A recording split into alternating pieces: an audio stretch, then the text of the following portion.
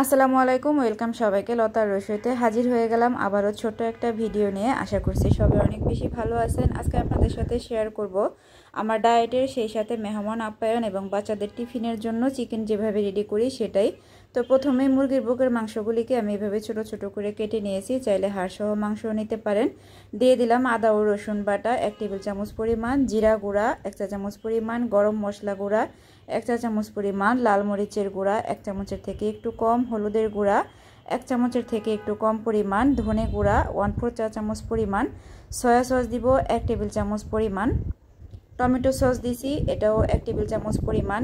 আর এখানে আমি একটা এক্সট্রা মশলা দেই, সেটা হচ্ছে মিক্সড হার্বস। এটা অপশনাল, চাইলে দিতেও পারেন, চাইলে নাও দিতে পারেন, তবে দিলে কিন্তু চিকেনটা খেতে অনেক মজার হয়। আর এখানে আমি দিয়ে দিচ্ছি লেবুর রস। লেবুর রসটা এখানে 1 টেবিল চামচ পরিমাণ হবে। এখন সব কিছু আমি হাত দিয়ে ভালোভাবে মেখে নিচ্ছি। তবে কেউ যদি ঝালের পরিমাণ অনেক বেশি খেতে চান সেক্ষেত্রে কিন্তু আপনারা লাল মরিচের পরিমাণটা বাড়িয়ে দিতে পারেন।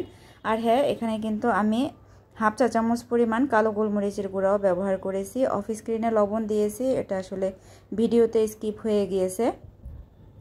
সব কিছু ভালোভাবে এভাবে আমি মেখে নিয়েছি। আর দেখতে পাচ্ছেন চিকেনে কিন্তু আমার একটুও পানি নাই, পানিটা ভালোভাবে ঝরিয়ে নেবেন। এখন এয়ারটাইট একটা বক্সে করে আমি এভাবে রেখে দিব। এটা কিন্তু ম্যারিনেট করে আপনারা নর্মাল ফ্রিজে রেখে দিতে পারবেন 1 সপ্তাহের জন্য। আর ডিপ ফ্রিজে চাইলে কিন্তু 2 মাসের জন্য সংরক্ষণ করে। তো এইভাবে আমি নর্মাল ফ্রিজে রেখে দিব। তো এই ম্যারিনেট করা চিকেনটা দিয়ে আপনাদের সাথে খুবই সহজ এখন একটা রেসিপি তৈরি করে দেখাচ্ছি। আর এই চিকেনটা দিয়ে কিন্তু আপনারা চিকেন ফ্রাই তৈরি করে নিতে পারবেন, সেই সাথে যে কোনো রেসিপিতে ব্যবহার করতে পারবেন। পিৎজা তৈরি করে পিৎজার টপিং হিসেবে দিতে পারবেন। তো আমি যেহেতু মেনলি ডায়েটের খাবারেই ব্যবহার করি, তো আমি একটা কড়াইতে দিয়ে দিয়েছিলাম এখানে এক্সট্রা ভার্জিন কোকোনাট অয়েল 2 চা চামচ পরিমাণ। এরপরে ওখান থেকে আমি আমার প্রয়োজন মতো মাংস নিয়ে এখন মাংসটাকে আমি মিডিয়াম হিটে ভেজে নেব আর কি। যেহেতু ম্যারিনেট করা মাংস ছিল, এটা কিন্তু সেদ্ধ হতে খুব বেশি সময় লাগবে না। আর এইভাবে মাংস ম্যারিনেট করে এটা দিয়ে যে কোনো রেসিপি করলে কিন্তু খেতে অনেক বেশি মজা হয়। তো আমি কয়েকবার উল্টে পাল্টে এইভাবে নেড়ে চেড়ে মাংসগুলোকে ভেজে নিচ্ছিলাম। আর এই অন্য পাশে আমি হচ্ছে কয়েকটা সবজি রেডি করেছিলাম। এখানে আছে পেঁপে এবং গাজর, এগুলাকে আমি 80% সিদ্ধ করে নিয়েছি।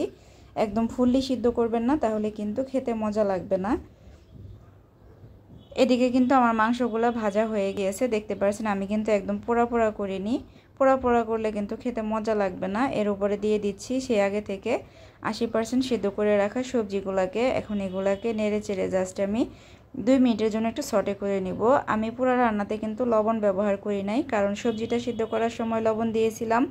আর চিকেন ম্যারিনেট করার সময়ও কিন্তু লবণ দেওয়া হয়েছিল। তো এই যে রেডি হয়ে গিয়েছে। আমি এখানে সালাদ নিয়েছি আর রান্না করে নেওয়া সেই সবজি আর চিকেনটা নিয়েছি। আল্লাহ হাফেজ।